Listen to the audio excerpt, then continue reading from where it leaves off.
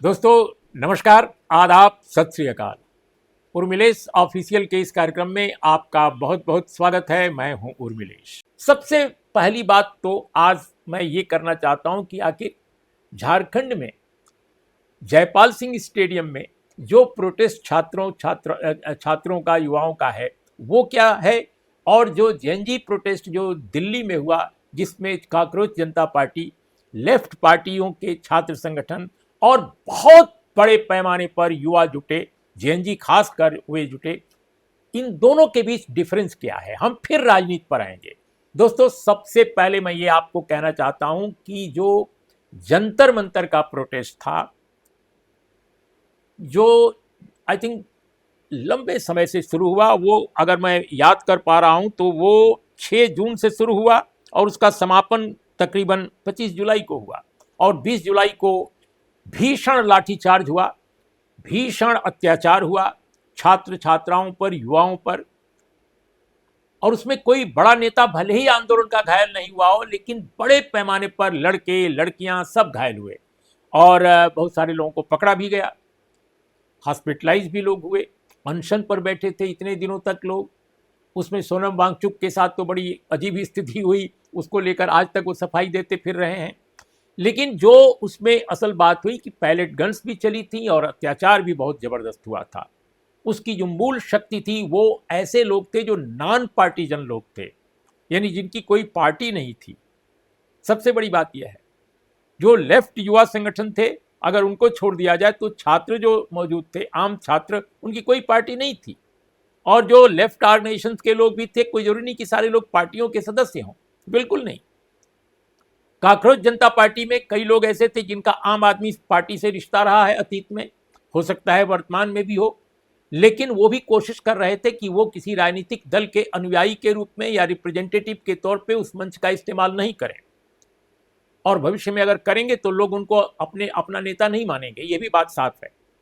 लेकिन उस एजिटेशन की सबसे बड़ी बात थी कि नेतृत्व को बेहतर पाकर, अपेक्षाकृत बेहतर पाकर, बहुत बड़े पैमाने पर पूरे दिल्ली से लेकर के और देश के दूसरे हिस्सों का जो जेएनजी है वो आंदोलित हो उठा, मोबिलाइज हो गया, गोलबंद हो गया। देश के अलग अलग शहरों में उस तरह के प्रोटेस्ट होने लगे, यहां तक कि अरुणाचल और असम तक पहुंच गया। दूसरी तरफ दक्षिण भारत पहुंच गया। मुंबई में इतना बड़ा प्रोटेस्ट हुआ, आप कल्पना नहीं कर सकते कहां कहां नहीं हुआ।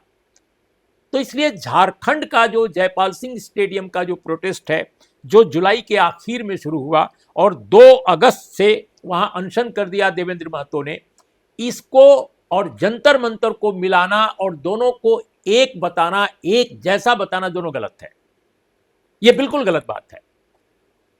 दोनों के आंदोलन के स्वरूप में, रेजिस्टेंस और प्रोटेस्ट के कंटेंट में बुनियादी फर्क है।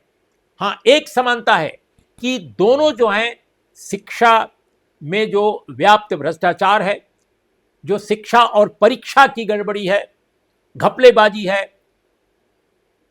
और लाल फीताशाही है, उसके पीछे करप्शन भी है और नासमझी भी है, और कुछ पॉलिटिकल पार्टी जो सरकार में है उनका एजेंडा भी है। ये सब चीजें हैं।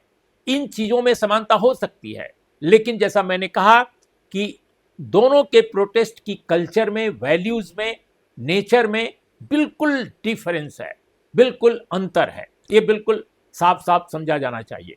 तो दोस्तों, हम सबसे पहले तो आपको बताएं झारखंड के बारे में, और फिर हम आते हैं कि नेशनल पॉलिटिकल जो डेवलपमेंट है उससे जो इसको कनेक्ट किया जा रहा है, क्यों और कैसे वो गलत है। सबसे बड़ी बात तो यह है कि जो एजिटेशन जयपाल सिंह स्टेडियम रांची से शुरू हुआ, उसमें दोस्तों शुरू में तो ये वहाँ के जो युवा जो नाराज हैं, वहाँ के एग्जामिनेशन में जिस तरह की धांधली हुई है, और जब से झारखंड में पब्लिक सर्विस कमीशन की परीक्षाएं शुरू हुई हैं, उस समय भारतीय जनता पार्टी की वहाँ सरकारें थी, तब से गड़बड़ी शुरू हुई है, तब से नाराजगी लोगों में रही है, इसमें कोई दो राय नहीं है। वो आज तक नाराजगी बरकरार है। कई परीक्षाएं रद्द हुई और कई परीक्षाएं जो हैं अभी उन पर कंसिडरेशन चल रही है, कंसीडर लोग कर रहे हैं, सरकार में बैठे लोग।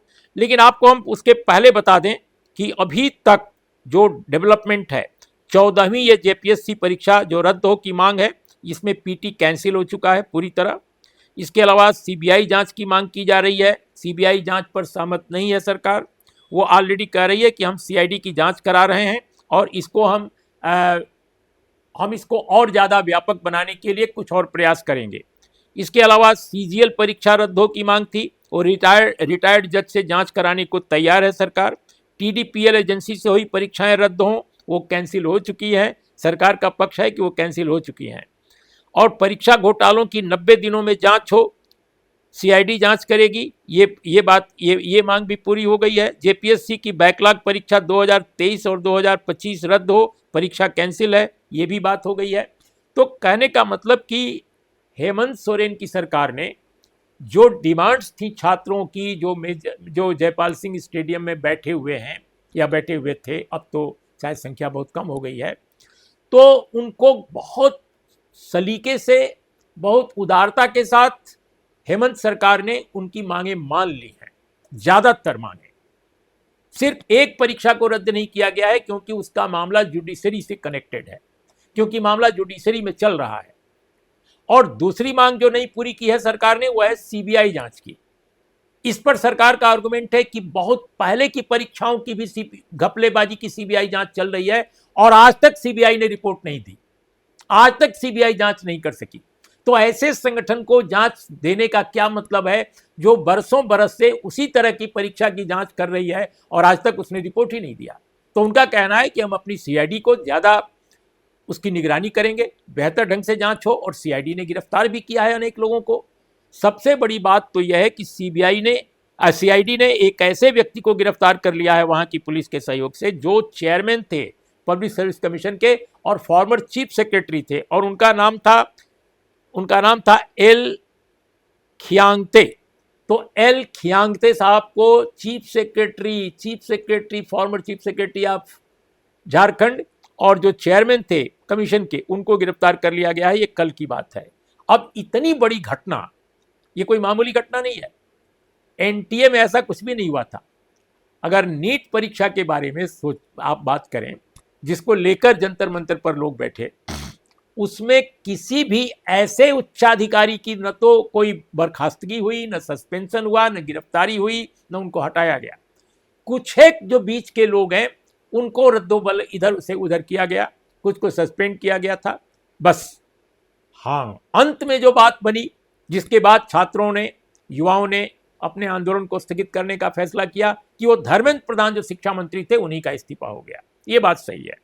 लेकिन दोस्तों, जितने 19 पदाधिकारियों को अब तक जो है गिरफ्तार किया जा चुका है झारखंड में, तो ये जो मामला है वो बिल्कुल दिल्ली से अलग है, नीट वाले मामले से। और अब तो नीट का मामला और ज़्यादा गंभीर हो जाएगा, और ज़्यादा कॉम्प्लिकेटेड हो जाएगा, क्योंकि तमिलनाडु स्टेट ने एक स्वर से कहा है कि वो नीट को नहीं मानेंगे, नीट को बिल्कुल ख़त्म किया जाए, नीट में उनको कोई भरोसा नहीं है। और आज ही यूनानिमस रिजोल्यूशन किया है। तो इसका मतलब यह है कि कम से कम देश का एक स्टेट तो नीट के बिल्कुल खिलाफ खड़ा हो गया है। वो यह भी नहीं चाहता कि परीक्षा हो, वो चाहता है कि इंटरमीडिएट के रिजल्ट के आधार पर फैसला हो। 3 घंटे की परीक्षा में निर्णय न हो कि कौन डॉक्टर बनेगा, कौन डॉक्टर नहीं बनेगा। ये 12 साल के अध्ययन के बाद तय हो कि, और उसके नतीजे से तय हो कि कौन डॉक्टर बनने लायक है, कौन डॉक्टर बनने लायक नहीं है, या दूसरी परीक्षाओं के बारे में भी उनका कहना है। तो मैं ये दोस्तों कहना चाहता हूं कि झारखंड की पॉलिटिक्स को लेकर जो कहा जा रहा है उसमें, और जेएनजी का जो प्रोटेस्ट दिल्ली में जंतर मंतर पे था, दोनों का फर्क मैंने आपको पहले ही समझाया।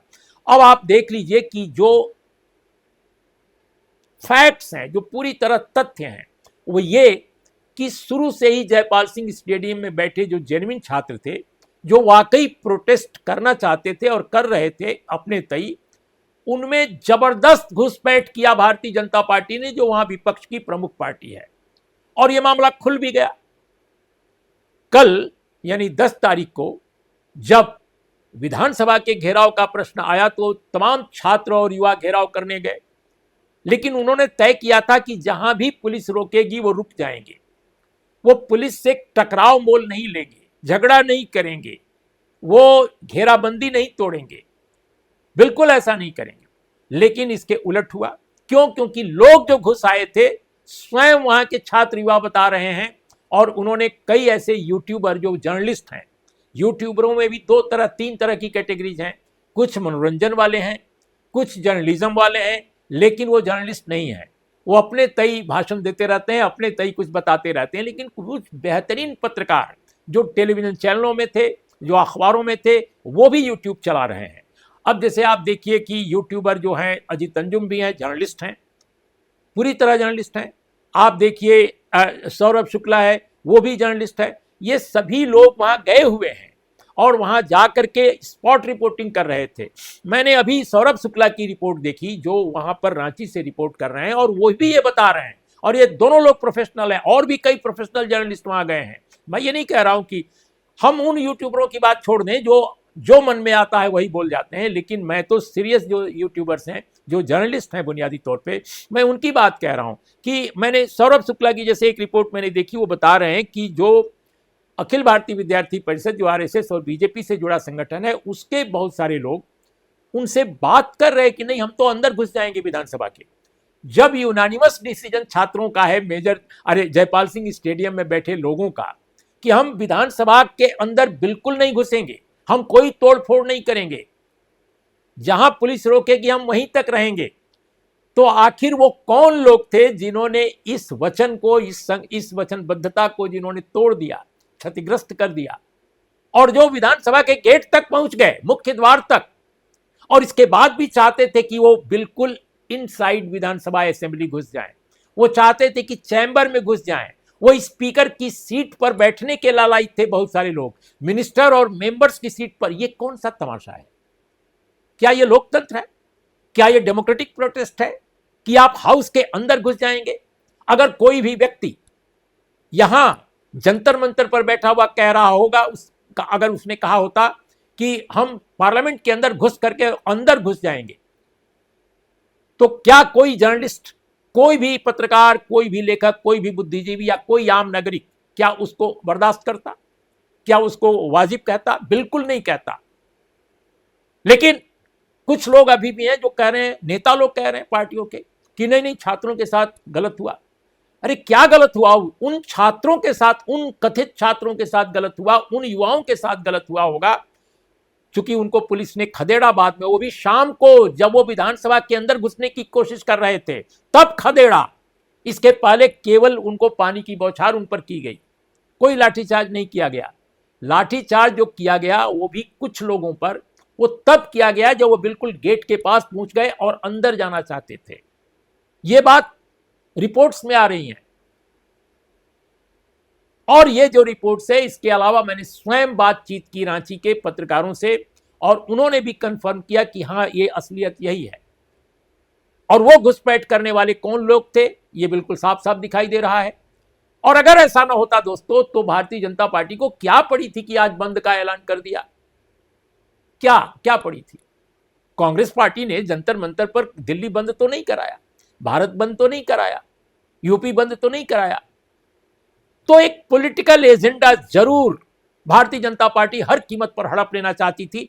उसका मकसद यह था कि एक तो हेमंत सरकार को डिस्टेबलाइज करना, और दूसरा यह था कि यह बताना देश को कि जंतर मंतर पर जो प्रोटेस्ट हुआ, उसी तरह का प्रोटेस्ट देखो ये झारखंड में भी था, और हमको घेर रहा है विपक्ष पार्लियामेंट में, और हम बोल नहीं पा रहे हैं, तो हमको बोलने का मौका मिल गया है। अब हम बोलेंगे कि वहां भी तो वही हुआ जो यहां हुआ, दोनों में जमीन आसमान का फर्क है। यही तो बात कही जा रही है। यहां बगैर किसी पार्टी एफिलिएशन के एक प्रोटेस्ट था जो छात्रों का था, छात्रों द्वारा था, और छात्रों के लिए था, युवाओं की ओर से था।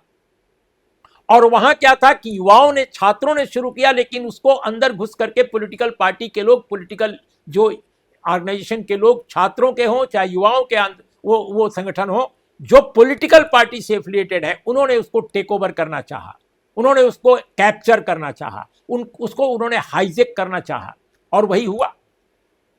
हमने दोनों ये खासकर मैंने सौरभ शुक्ला की रिपोर्ट जो थी, वीडियो रिपोर्ट, उसमें देखा कि अखिल भारतीय विद्यार्थी परिषद का एक नेता बोल रहा है, अपना नाम तो नहीं बता रहा है, लेकिन वो बोल रहा है कि हाँ मैं अमुक संगठन से हूं, और वो ये बता रहा है कि ऐसा होना चाहिए, ऐसा होना चाहिए, हम ये करेंगे, हम ये करेंगे, ये सारी बातें वो बोल रहा है। तो इसका क्या मतलब हुआ? इसका मतलब हुआ कि कुछ पॉलिटिकल पार्टियों के लोग, पॉलिटिकल जिनका मोटिव है, जिनके पॉलिटिकल मकसद हैं, वो चाहते थे कि वह आंदोलन उनके हाथ में आ जाए। और देवेंद्र महतो स्वयं एक पॉलिटिकल पार्टी के व्यक्ति हैं, लोकसभा का चुनाव रांची से लड़ चुके हैं, वो समर्थन में आए थे, अच्छी बात है। लेकिन उनकी जो मौजूदगी थी वो भी एक विचित्र स्थिति थी। सोनम वांगचुक को मान रहे थे अपने को वहां का। अब सोनम वांगचुक को लेकर भी यहाँ सवाल है कि वो उनकी एयर ड्रॉपिंग कैसे हो गई इस पूरे के पूरे आंदोलन में। उस कहानी पर हम नहीं जाएंगे, वरना काफी कॉम्प्लिकेटेड मामला हो जाएगा और काफी विस्तार में जाना पड़ेगा। लेकिन दोस्तों, ये मानना पड़ेगा, हेमंत सोरेन ने बहुत तरीके से इस पूरे मामले को हैंडल किया, उनकी सरकार ने, इसमें कोई दो राय नहीं है। तत्काल उन्होंने कमेटी बना दी। यहां तो कमेटी बहुत बाद में बनी, जेपी नड्डा साहब की और सिंह साहब की। लेकिन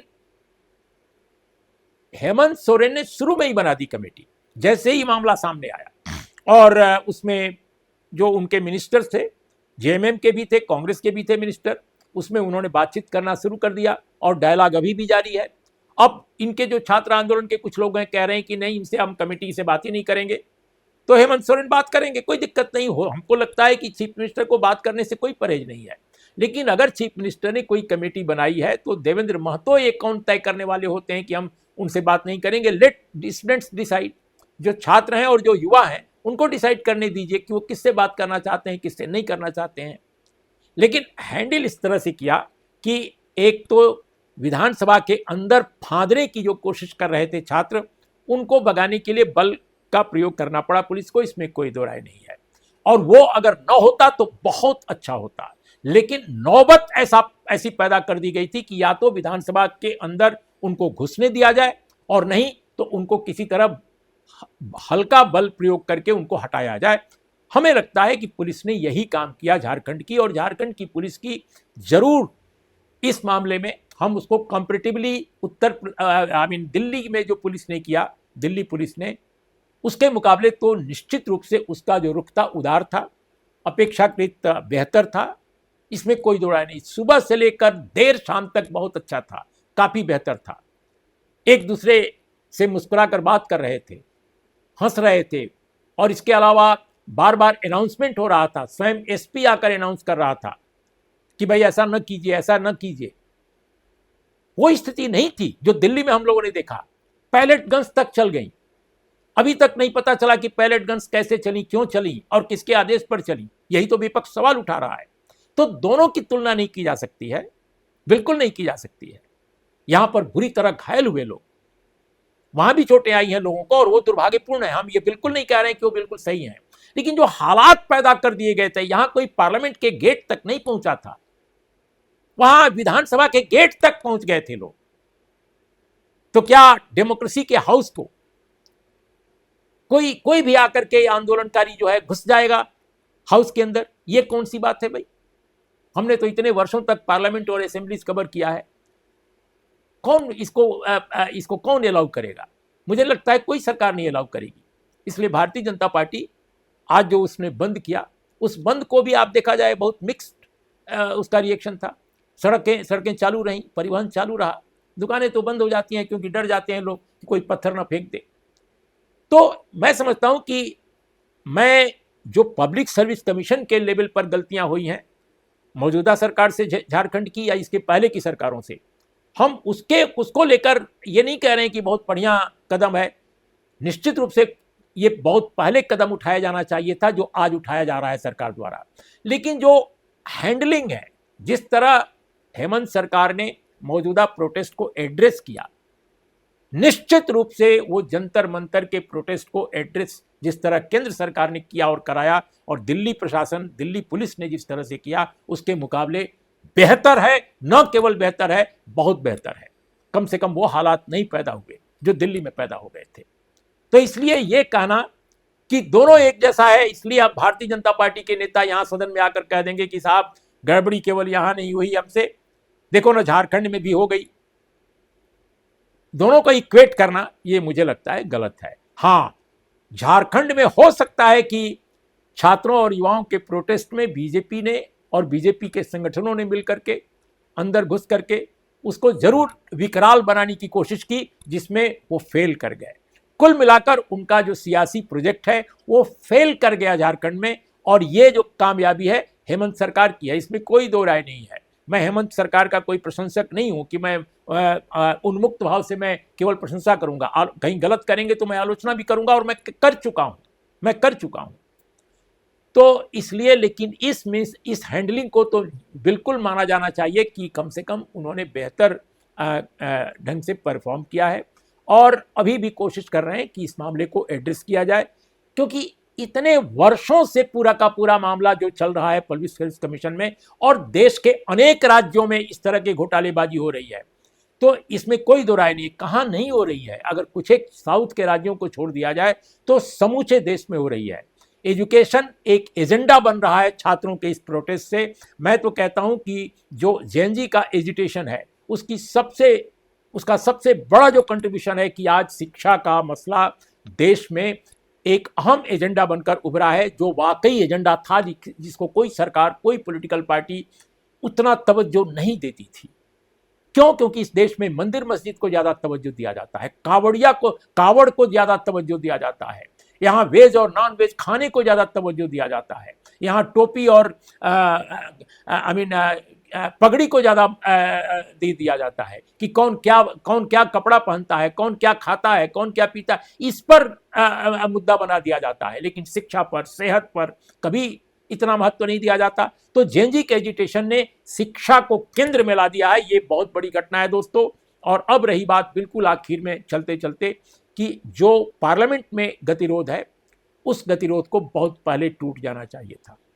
हमें जहां तक याद है कि पार्लियामेंट्री हिस्ट्री में ऐसा कभी नहीं हुआ कि कोई बहुत बड़ी घटना हुई हो दिल्ली में, और देश के जो बड़े नेता हैं, जवाबदेह जो हैं इस तरह की घटनाओं के, वो 20 दिन तक कोई बात ना करें, 21 दिन तक कोई बात ना करें, कोई उस पर बयान न दें, ऐसा कभी नहीं हुआ है। ये पहली बार ऐसा देखा जा रहा है। और पहली बार यह भी देखा जा रहा है कि विपक्ष के नेता के खिलाफ, लीडर अपोजिशन के खिलाफ पार्लियामेंट के कैंपस में सत्ता पक्ष के लोग जुलूस निकाल रहे हैं। ये भी पहली बार देखा गया है। तो इसलिए दोस्तों, मैं समझता हूं कि इस पूरे प्रकरण में जो तरह तरह की बातें कही जा रही हैं, उन बातों के बीच जो असल बात है कि एजुकेशन को छात्रों ने, युवाओं ने, जेएनजी ने एक ऐसा मुद्दा जरूर बना दिया है जिसको बहुत पहले भारत का एक बहुत महत्वपूर्ण राष्ट्रीय मुद्दा होना चाहिए था। ये हाल के दिनों के प्रोटेस्ट का सबसे बड़ा कंट्रीब्यूशन है। क्या सरकारें, क्या हमारी राजनीतिक पार्टियां इस बात को समझ रही हैं? अगर नहीं समझ रही हैं तो यकीन मानिए कि देश की जनता बर्दाश्त नहीं करेगी, क्योंकि कमिटमेंट जो है, अगर कॉन्स्टिट्यूशन है, अगर डेमोक्रेसी है, तो लोग अच्छा समाज चाहते हैं, अच्छा जीवन चाहते हैं, और अच्छी पढ़ाई लिखाई, रोजगार चाहते हैं। नमस्कार, आदाब, सत श्री अकाल। और दोस्तों, कहते चलते चलते ये भी मैं आपसे रिक्वेस्ट करूंगा कि हमारे चैनल को आप सब्सक्राइब कीजिए, और अपने दोस्तों से भी कहें कि वे सब्सक्राइब करें। आदाब, सलाम।